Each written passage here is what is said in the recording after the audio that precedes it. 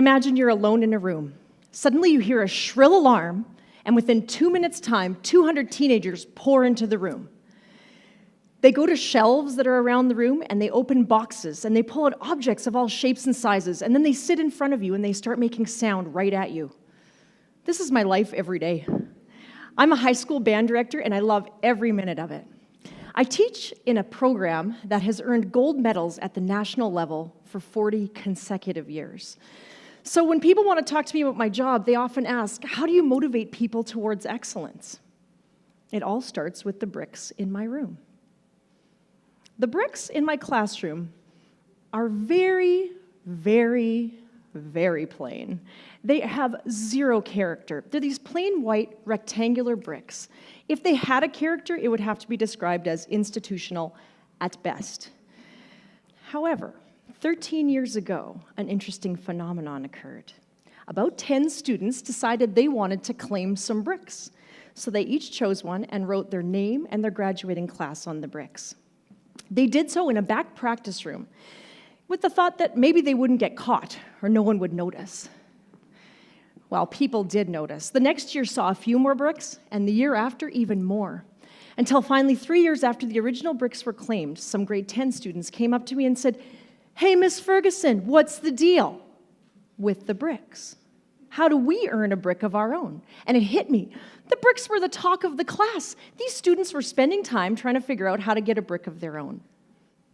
So I made up some guidelines. I said, well, if you stay in band until the end of grade 12, I'll give you your own brick, and you can decorate it however you like. The next few years saw some amazing results. Students were interested. They wanted to choose their real estate. They wanted to have their brick be by a brick of a friend, or perhaps where they sat or where they stored their instrument. And pretty soon, a group dynamic started to emerge. Entire classes wanted to have their bricks together.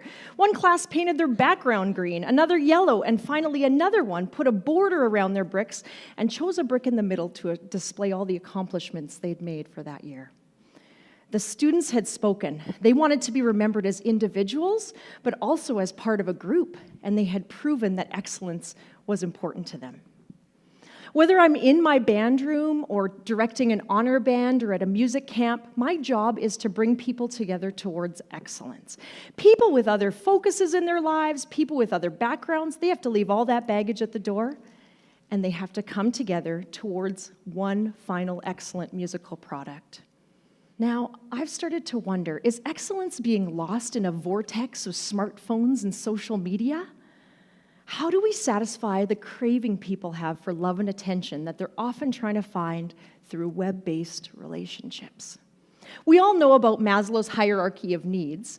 Aside from the safety and biological needs, he outlines the need for self-actualization, love and belongingness, and esteem. It's my belief that we cannot really enjoy success unless these needs are met. So when people are on social media and involved in, hey, look at me types of posts on the internet, maybe they're trying to fill a void in love and belongingness or in self-actualization. But maybe, is there another way to fill that void? What about good old human connection? I'd like to propose a revolution. One in which we revolve back to a time when people connected as human beings face to face and spent time trying to learn the thoughts and beliefs of each other. If we nurture the individual, they will be more likely to be able to buy into a concept of excellence, and they'll be a better team player. Now, how do we nurture the individual? We have to start by making them feel valued and worthwhile. Now, as a high school teacher, I can tell you that teenagers have a spidey sense, and they can smell a fake a mile away. You must start with genuine care. Use a person's name. A person's name, as we all know, is the sweetest sound they can hear. I'm sure you've heard of those studies where people open the phone book when it used to come to our doors, and they'd look up their name first. Using a person's name tells them that they're worth your time and worth knowing. Next, when you compliment someone, please use specific compliments.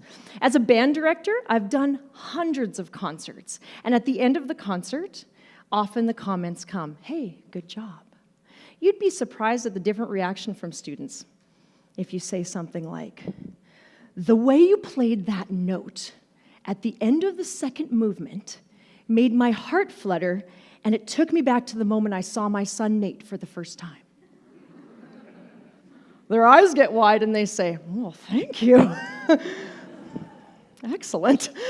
So specific compliments really do make a difference. We also need to ask people questions. Asking questions identifies you have a genuine curiosity and you really care about that person. But you have to stick around to hear the answer. I remember one time I was running through the halls at school to some probably unimportant meeting, and I passed a 15-year-old girl in the hall, and I said, "Hey, how you doing?" And she said, Fine, I guess." And something in the hitch of the tone of her voice made me stop and say, "Why don't you come in my office for a minute?" So she sat in my office, and she said, "I'm really sorry, Miss Ferguson, I just didn't sleep all night. Once again, my parents were fighting, and unfortunately, I actually heard my father strike my mother." The look on her face when I told her I would help was something I will never forget.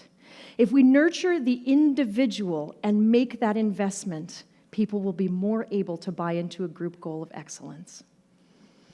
But what about defining what excellence is? Is it simply trying to maintain what's been done before? Is it trying to outdo a standard that has been set by others? Who decides what excellence is for any group of people? It's about having a vision, a goal, an idea where we're going. My 10-year-old son, Sam, is a soccer fanatic. He spends hours watching the plays of Thomas Mueller with the sincere thought that one day he might be able to use those moves against his 10-year-old rivals. He goes down in the basement at 6 o'clock in the morning and practices. And I never tell him he can't do it and he'll never be Thomas Mueller, and that's ridiculous. And why not? Because what if he can? And what if his pursuit of that excellence allows him to reach his own level of excellence? I've seen this work time and time again with young musicians. If you ask a group of students to play a piece of music and then ask them to stop, close their eyes, and imagine the best sound they've ever heard on their instrument, professionals playing their instrument, and then play the passage again, without fail, there's always improvement. Our brain has an incredible capacity to envision excellence and then steer our bodies and minds toward it. We just have to have a goal. So, achieving excellence is about nurturing the individual and also having a vision and a goal. Both must be present and both must be rigorously pursued. But what about motivation? What is the spark that drives people to achieve excellence in the first place? I've learned in my time as a teacher that it starts from extrinsic and moves towards the intrinsic. I remember a group of students, they were grade 6 students from another school, came to my school for a clinic session. And I remember them all sitting there, and we were trying to execute a rhythm. It was a series of notes and rests that had to be played perfectly together, with no one playing on the rests. As with most groups, some students played on the rests and interfered with the excellence we could achieve. Now, I really wanted this group of students to achieve excellence in this moment. So I glanced at the clock, saw we had 5 minutes left, and said in desperation, "If you guys can do this for me and play it perfectly, I will buy you a pony." They looked at me like I was insane. I said, "Listen, just don't worry about it. I'm going to follow through. I'll buy you a pony. Just do this."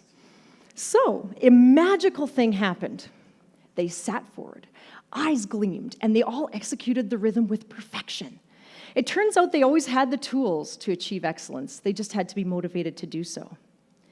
Now, I'm not sure if it was about achieving a physical object or just not wanting to let the group down, but then again, I'm not sure it matters. That group of students achieved excellence in that moment. And I did buy them the pony, by the way. A year later, another group of students from the same school came by, a fresh crop of grade 6s. And before the clinic started, I heard them all chatting about the band room pony.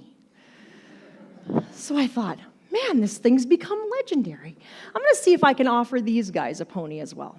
So we came to a moment in the clinic where I wanted them to play 2 measures and stop. And I said, if everybody stops together and not a single person plays an extra note, I'm going to buy you a pony. And again, it was like magic.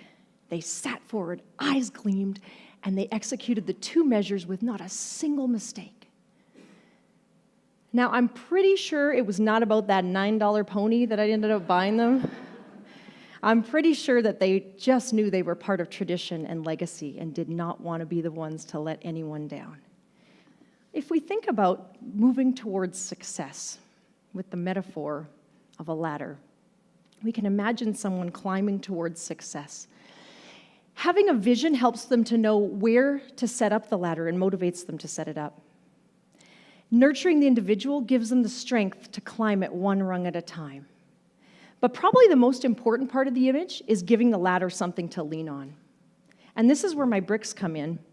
These bricks, fused one on top of the other, come together to provide a vision of excellence for those to come.